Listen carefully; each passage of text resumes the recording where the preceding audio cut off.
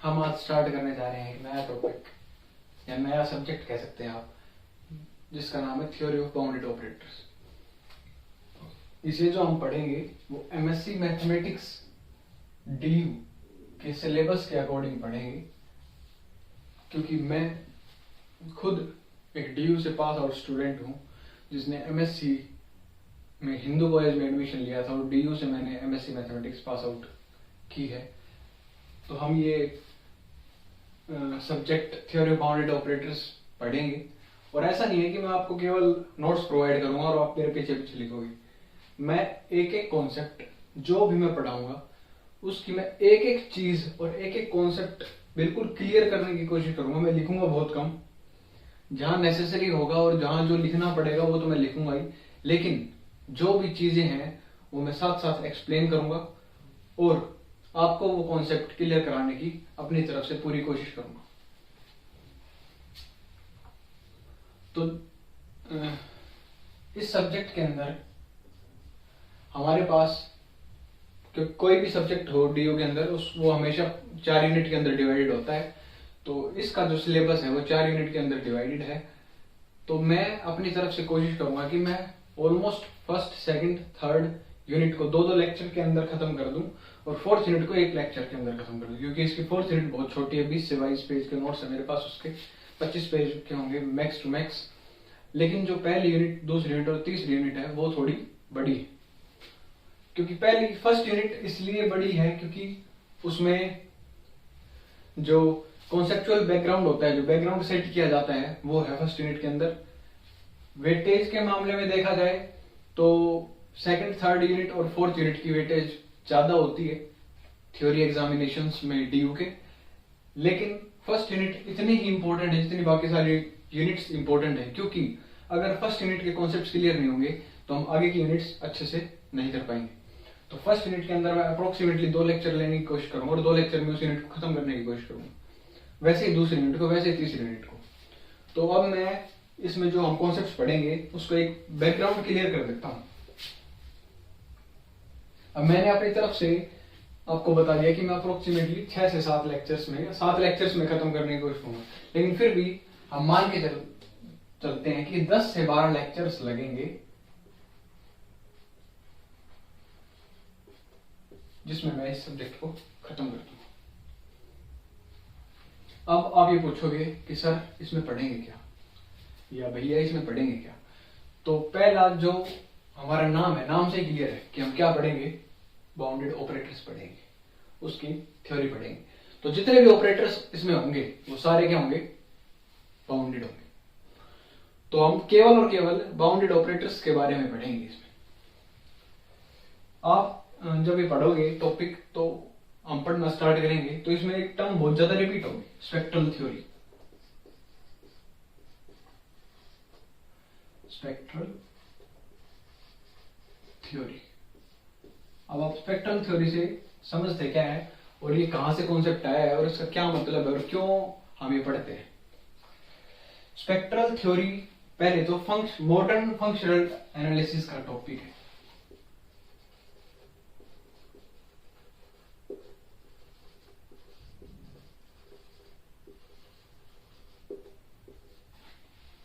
और spectral theory किससे deal करता है, ये इनवर्स ऑपरेटर से डील करता है। कोई भी हमारे पास ऑपरेटर गिवन है, कोई भी ऑपरेटर,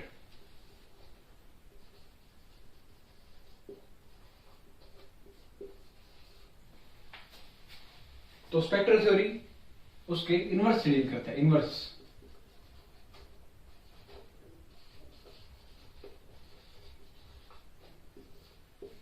तो स्पेक्ट्रल थ्योरी के अंदर हम क्या क्या पढ़ते हैं, इनवर्स ऑपरेटर पढ़ते हैं और इसकी प्रॉपर्टीज पढ़ते हैं कि इसकी क्या क्या प्रॉपर्टीज है।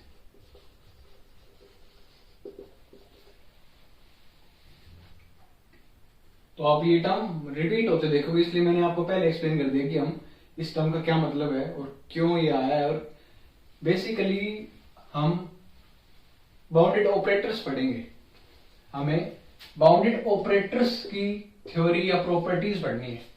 इन प्रॉपर्टीज को पढ़ने के लिए हमें जो इनवर्स ऑपरेटर है उन प्रॉपर्टीज की हेल्प लेनी पड़ेगी।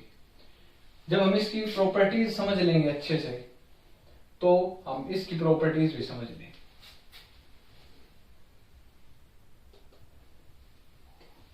ये बहुत बेसिक रोल प्ले करती है इसकी प्रॉपर्टीज समझने के लिए बाउंडेड ऑपरेटर्स की।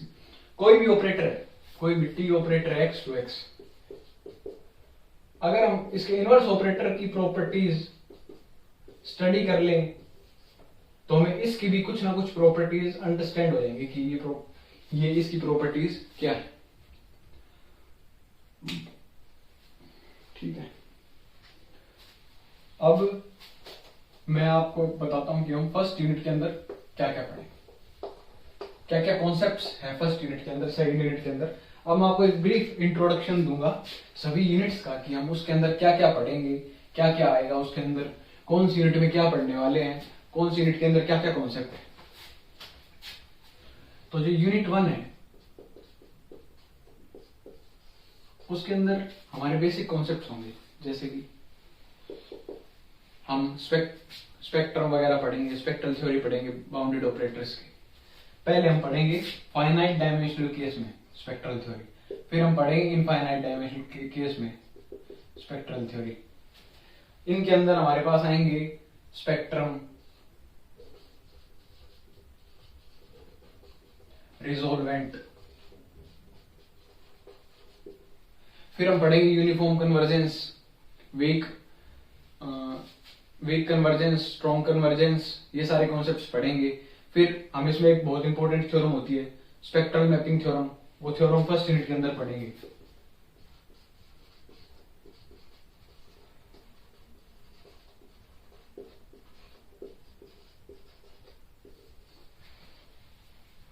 फिर स्पेक्ट्रल मैपिंग थ्योरम के बाद हमारे पास आएगी यूनिट 2। यूनिट 2 के अंदर हम पढ़ेंगे कॉम्पैक्ट ऑपरेटर्स,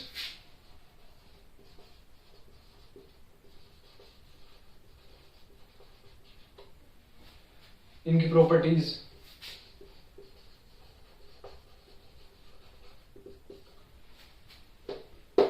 अब इनकी spectral theory of compact operators, इसकी प्रॉपर्टीज।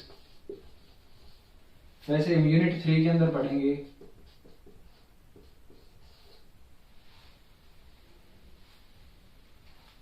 कॉम्पैक्ट ऑपरेटर्स, फिर पढ़ेंगे उसकी प्रॉपर्टीज, फिर हम पढ़ेंगे spectral theory of compact operators, फिर spectral theory of compact operators की प्रॉपर्टीज। फिर इसमें एक और टॉपिक होता है फ्रेडहोम अल्टरनेटिव। मैं देख लेता हूँ, ये है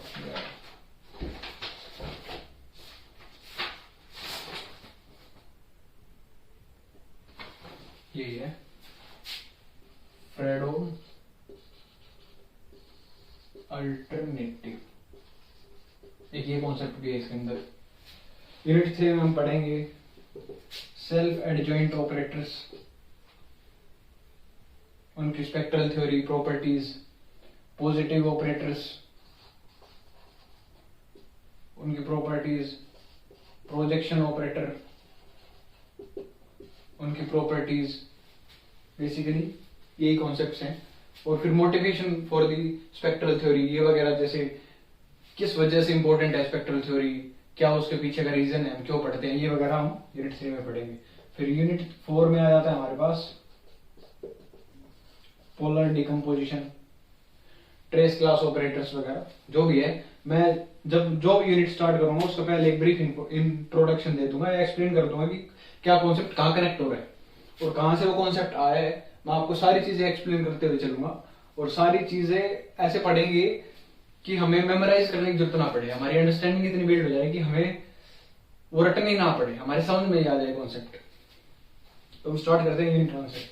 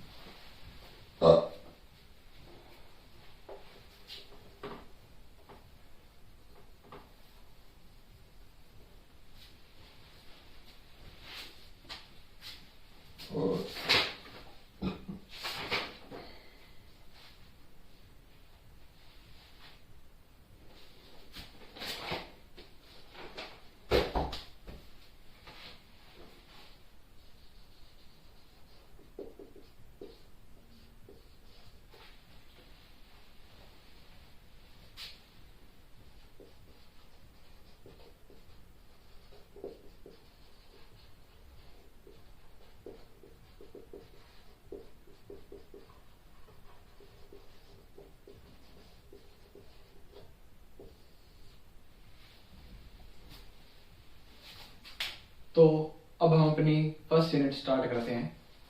हमारे बेसिक जो कॉन्सेप्ट्स हैं, जो जो हमारे कॉन्सेप्ट्स बिल्ड करेंगे, तो वो हम स्टार्ट करते हैं। Spectral theory in finite dimensional normed space. Finite FD मतलब फाइनाइट डायमेंशनल।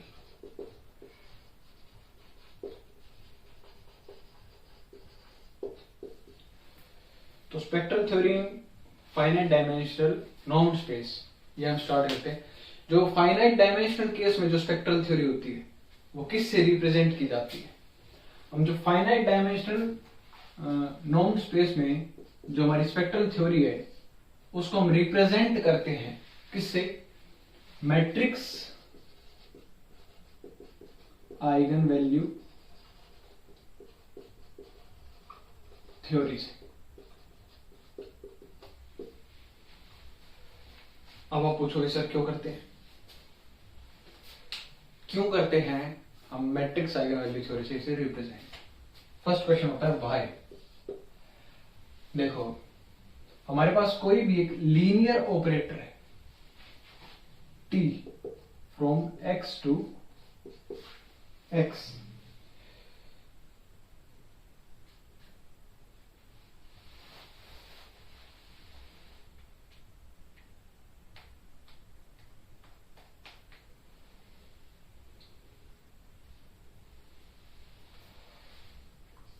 t हमारा क्या है? t एक लीनियर ऑपरेटर है फ्रॉम x टू x। अब पूछोगे सर x क्या है? x हम किस पे बात कर रहे हैं? x एक स्पेस है। हम किस केस के बारे में बात कर रहे हैं? Finite dimensional normed space. तो x क्या है हमारा? एक फाइनाइट डायमेंशनल नाउन्ड स्पेस। और t क्या है? लीनियर ऑपरेटर है। हमने पढ़ा था लीनियर एल्जेब्रा में। किस में पढ़ा था? Linear algebra. लीनियर एल्जेब्रा में हमने क्या पढ़ा था कि कोई भी लीनियर ऑपरेटर है उसे हम रिप्रेजेंट कर सकते हैं in the form of A matrix. हम इसे किसी भी एक मैट्रिक्स की फॉर्म में रिप्रेजेंट कर सकते हैं जो कि होगी n क्रॉस n ऑर्डर की मैट्रिक्स होगी। अब हमारे पास एक n क्रॉस n ऑर्डर की मैट्रिक्स गिवन है।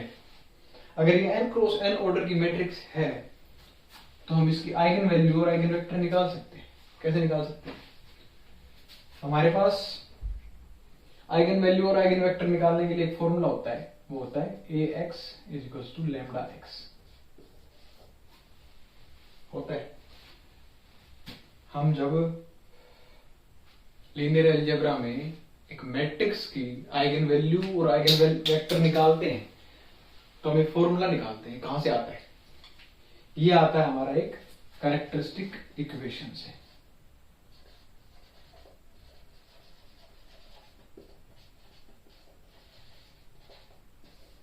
कैरेक्टरिस्टिक इक्वेशन से कहां से आता है? Determinant of a minus lambda i।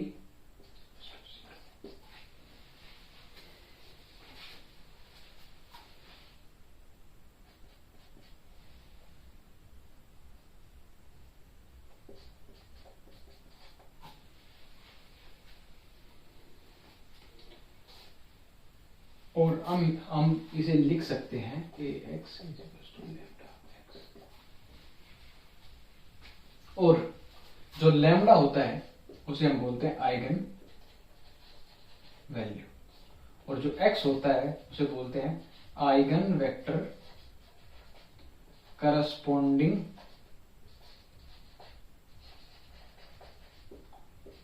To the eigen value lambda.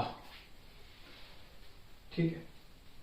Spectral theory में फाइनाइट डायमेंशनल नाउन्ड स्पेस की स्पेक्ट्रल थ्योरी में कोई भी एक लीनियर ऑपरेटर t होता है, उसकी जो स्पेक्ट्रल थ्योरी है उसे हम किस वे में रिप्रेजेंट कर सकते हैं?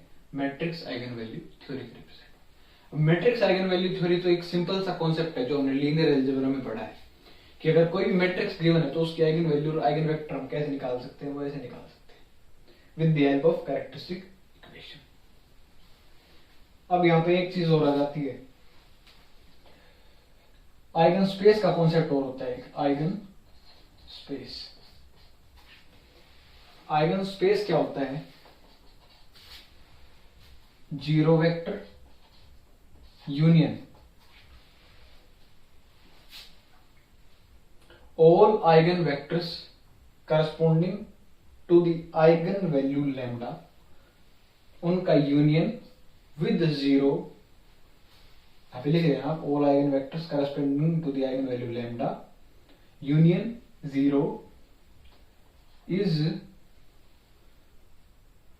या forms a space corresponding to the eigenvalue lambda। Eigen space क्या होता है? जितने भी आइगन वेक्टर हैं किसके करस्पॉन्डिंग? लैम्डा के करस्पॉन्डिंग। जितने भी आइगन वेक्टर हैं उनका यूनियन विद जीरो क्या फॉर्म करता है? एक आइगन स्पेस फॉर्म करता है, जिसे हम बोलते हैं subspace of X. Eigen forms a space या फॉर्म्स ए सबस्पेस या forms a eigen space of X corresponding to the eigen value lambda. इस लैम्डा के करस्पॉन्डिंग एक आइगन स्पेस फॉर्म करता है। अब इस मैट्रिक्स की जितनी भी आइगन वैल्यूज हैं A is equals to lambda x। अब हमारे पास एक टर्म आती है स्पेक्ट्रम। स्पेक्ट्रम जिसे हम रिप्रेजेंट करते हैं सिग्मा टी से। Spectrum of the linear operator t which is defined as set of all eigenvalues of t। अब आप बोलोगे सर ये आइगन वैल्यूज तो एक ही थी, क्योंकि मैट्रिक्स रिप्रेजेंट की है ए से, तो ये आइगन वैल्यूज एक ही होनी चाहिए। तो इस कॉन्सेप्ट के बाद हम दो थ्योरम पढ़ने वाले हैं। उस थ्योरम से हमारा एक कॉन्सेप्ट क्लियर होगा। क्या कॉन्सेप्ट क्लियर होगा? कि जो भी आइगन वैल्यू ए की होगी वो आइगन वैल्यू टी की होगी। उन दो थ्योरम की हेल्प से हम एक स्टेटमेंट कंक्लूड करेंगे जो किसके लिए होगी? लीनियर ऑपरेटर टी के लिए होगी। इसको मैं एक बार फिर से समराइज कर दूंगा ताकि जो भी कॉन्सेप्ट है वो सारा इधर उधर ना हो, सारा एक जगह रहे, अपनी जगह रहे। तो स्पेक्ट्रम हमने देख लिया, set of all eigen values of T. अब आता है रिजोल्वेंट।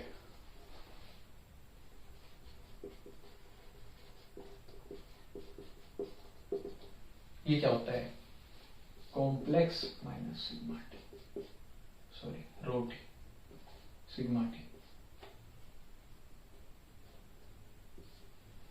ये होता है रिजोल्वेंट। रिजोल्वेंट की डेफिनेशन और स्पेक्ट्रम की डेफिनेशन फाइनाइट डायमेंशनल केस में अलग है। ये किसके लिए है? फाइनाइट डायमेंशनल नॉर्म्ड स्पेस के लिए। इसके आगे हम पढ़ेंगे इनफाइनाइट डायमेंशनल नॉर्म्ड स्पेस, उसमें ये डेफिनेशन अलग होगी। रिजोल्वेंट तक हमारा कॉन्सेप्ट क्लियर है। अब हम पहली दो, मैं स्टेटमेंट नहीं लिखूंगा थ्योरम की, क्योंकि एग्जाम पॉइंट ऑफ व्यू से जो एमएससी जो थ्योरी एग्जामिनेशंस हैं एमएससी की, उसमें इंपॉर्टेंट नहीं है। तो मैं केवल वो कॉन्सेप्ट आपके दिमाग में रहे इसलिए उसे एक्सप्लेन करूंगा और आप अपने टर्म्स में, आप अपने वर्ड्स में उसे लिख सकते हैं। तो पहली जो थ्योरम है वो ये कहती है, क्या कहती है कि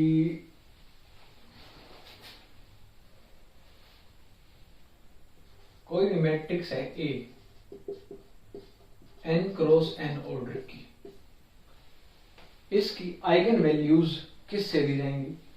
इसकी आइगन वैल्यूज हम निकाल सकते हैं कैरेक्टरिस्टिक इक्वेशन से।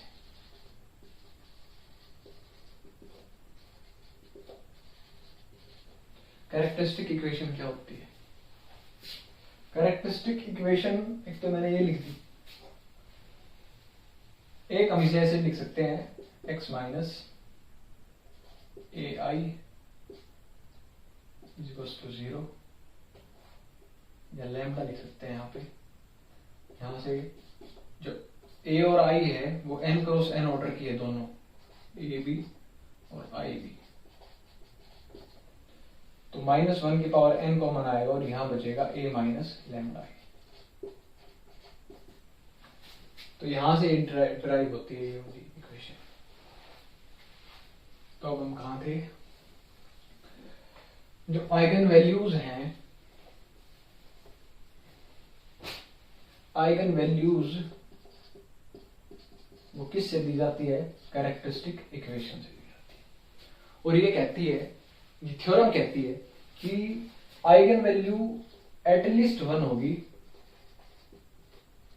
और एटमोस्ट 1 होगी, एटमोस्ट n होगी। n क्या है, इसका ऑर्डर है। कोई भी n क्रॉस n ऑर्डर की मैट्रिक्स है, उसकी आइगन वैल्यूज कैरेक्टरिस्टिक इक्वेशन से दी जाएंगी और उसकी आइगन वैल्यूज एटलीस्ट 1 होगी और एटमोस्ट n होगी। दूसरी इक्वेशन क्या ना, दूसरी थ्योरम क्या कहती है, दूसरी थ्योरम कहती है कि कोई भी लीनियर ऑपरेटर t है जो कि रिप्रेजेंट किया जाता है काफी मैट्रिसेस में। मान लो कि n मैट्रिसेस हैं, वो n मैट्रिसेस की हेल्प से रिप्रेजेंट किया गया है with different n basis. n basis, जो बेसिस एलिमेंट है, जो बेसिस है, वो सारी मैट्रिसेस का डिफरेंट है और वो अलग अलग मैट्रिसेस की हेल्प से रिप्रेजेंट किया गया है लीनियर ऑपरेटर t को। अब ये थ्योरम कहती है कि eigen values of all the matrices are same. जितने भी मैट्रिसेस में इसे रिप्रेजेंट किया जाएगा उन सभी मैट्रिसेस की आइगन वैल्यू सेम मिलेगी।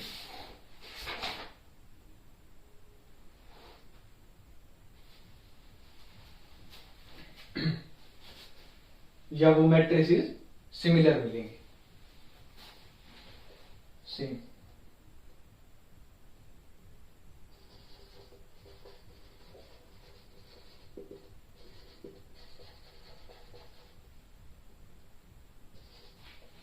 और एक स्टेटमेंट और है हमारे पास, एक नोट करके लिख सकते हो आप,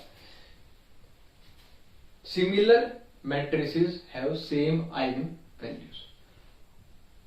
तो हम क्या कह सकते हैं उससे कि जितनी भी मैट्रिसेस हैं ये सिमिलर मैट्रिसेस हैं, एक दूसरे के सिमिलर हैं और इनकी आइगन वैल्यूज क्या है, सेम है। तो अब इन दोनों की हेल्प से हम एक स्टेटमेंट कंक्लूड कर सकते हैं। ये स्टार इंपॉर्टेंट थ्योरम इसे लिख सकते हो। इसकी स्टेटमेंट लिखने की इतनी जरूरत है नहीं, इसकी स्टेटमेंट लिख सकते हो, a linear operator defined on complex normed space finite dimensional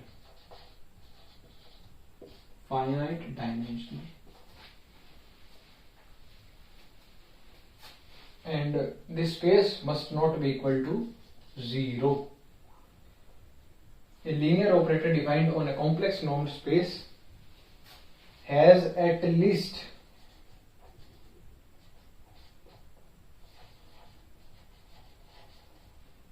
one eigen value. A linear operator defined on a complex normed space has at least one eigen value. अब ये था हमारा फाइनाइट डायमेंशनल केस, ये यहीं खत्म होता है। अब इससे आगे जो हम स्टार्ट करेंगे वो होगा हमारा इनफाइनाइट डायमेंशनल केस, ये वाला कॉन्सेप्ट। अब एक बार मैं इस कॉन्सेप्ट को आपको रिवाइज कराता हूँ कि हमने इस कॉन्सेप्ट में पढ़ा है। जो फाइनाइट डायमेंशनल केस में है वो, उसमें हमने पहले देखा कि जो स्पेक्ट्रल थ्योरी है वो रिप्रेजेंट किससे की जाती है, मैट्रिक्स आइगन वैल्यू थ्योरी से। अब मैट्रिक्स आइगन वैल्यू थ्योरी क्या होती है, किसी भी मैट्रिक्स की आइगन वैल्यूज आइगन वेक्टर्स निकालने के लिए हम क्या करते हैं, ax is equals to lambda X. Lambda क्या है, आइगन वैल्यू। एक्स क्या है? Eigen vector corresponding to that eigen value. X क्या है? Eigen vector corresponding to that eigen value lambda. कहां गया? एक्स क्या है? Eigen vector corresponding to that eigen value lambda. अब हमारे पास कॉन्सेप्ट आता है आइगन स्पेस। आइगन स्पेस क्या है?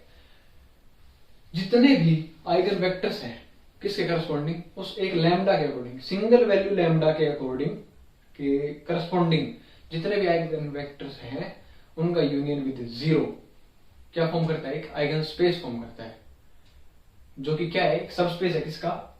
जिस स्पेस पे वो डिफाइंड है लीनियर ऑपरेटर, उसका सब स्पेस है, corresponding to which corresponding to lambda, to that eigen value lambda, जिसके करस्पॉन्डिंग जो सारे आइगन वेक्टर्स हैं उस आइगन वैल्यू के करस्पॉन्डिंग जितने भी आइगन वेक्टर्स हैं वो जीरो के साथ मिलकर एक आइगन स्पेस फॉर्म करते हैं, जो कि सब स्पेस होता है नॉर्म्ड स्पेस का, जिसपे हमारा लीनियर ऑपरेटर डिफाइंड है। उसके बाद हमारे पास आता है कॉन्सेप्ट इसका स्पेक्ट्रम का। स्पेक्ट्रम क्या होता है? स्पेक्ट्रम होता है, ये बेसिक डेफिनेशंस है। अब इसमें मैं आपको कोई कॉन्सेप्ट ऐसा, ये आप एक टाइप से कह सकते हो ये नया कॉन्सेप्ट है, ये एक नई डेफिनेशन है बेसिकली। डेफिनेशन में हम कुछ कनेक्ट नहीं कर सकते पीछे से, जो डेफिनेशन है वो हमें डेफिनेशन ऐसे किसी डिफरेंट नहीं पड़ेगी, ये इसकी नई डेफिनेशन है। तो स्पेक्ट्रम क्या होता है? Set of all eigen values of T. अब जो हमने रिप्रेजेंट किया है लीनियर ऑपरेटर को in the form of matrix, अब इस मैट्रिक्स की जितनी भी आइगन वैल्यूज हैं, जितने भी लैम्डास हैं, उनका जो सेट फॉर्म होता है उसे कहते हैं स्पेक्ट्रम। अब कॉम्प्लेक्स स्पेस में से इन लैम्डास को अगर हम सब्ट्रैक्ट कर देंगे तो ये हमारा होता है रिजोल्वेंट। बेसिकली हम रिजोल्वेंट की प्रॉपर्टीज और स्पेक्ट्रम की प्रॉपर्टीज ही पढ़ेंगे इस यूनिट के अंदर, क्योंकि ये पूरी जो हमारी यूनिट है ये इन दो कॉन्सेप्ट्स पे ही बेस्ड है। अब रिजोल्वेंट देख लिया हमने, स्पेक्ट्रम देख लिया। अब हमने दो थ्योरम देखी कि कोई भी अगर मैट्रिक्स है तो उसके आइगन वैल्यू या तो एक मिलेगी या जितना उसका ऑर्डर है उतनी मिलेगी, एटमोस्ट ज्यादा उतनी मिलेगी, कम से कम एक तो मिलेगी। अब ये कहता है दूसरी थ्योरम क्या कहती है? कोई भी एक लीनियर ऑपरेटर है उसे हम डिफरेंट मैट्रिसेस की हेल्प से रिप्रेजेंट कर सकते हैं जिनके डिफरेंट बेसिस होंगे। तो ये कहते हैं जितनी भी जो मैट्रिसेस हमने रिप्रेजेंट किया है लीनियर ऑपरेटर को जिससे हमने रिप्रेजेंट किया है वो सारी मैट्रिसेस क्या मिलेंगी? सिमिलर मिलेंगी। सिमिलर मैट्रिसेस का क्या मतलब होता है कि उनकी आइगन वैल्यूज क्या होंगी? सेम होंगी। अब इन दोनों थ्योरम्स की हेल्प से हमने कंक्लूड कर दिया कि अगर कोई भी लीनियर ऑपरेटर किसी भी कॉम्प्लेक्स नॉन स्पेस जो कि फाइनाइट डायमेंशनल स्पेस है उस पे अगर डिफाइंड है तो उसके एटलीस्ट एक वैल्यू आइगन वैल्यू मिलेगी। ये हमारा क्रक्स पॉइंट है इस पूरे का। हमने दो थ्योरम पढ़ी, इसका एक क्रक्स पॉइंट है। अब हम स्टार्ट करेंगे इन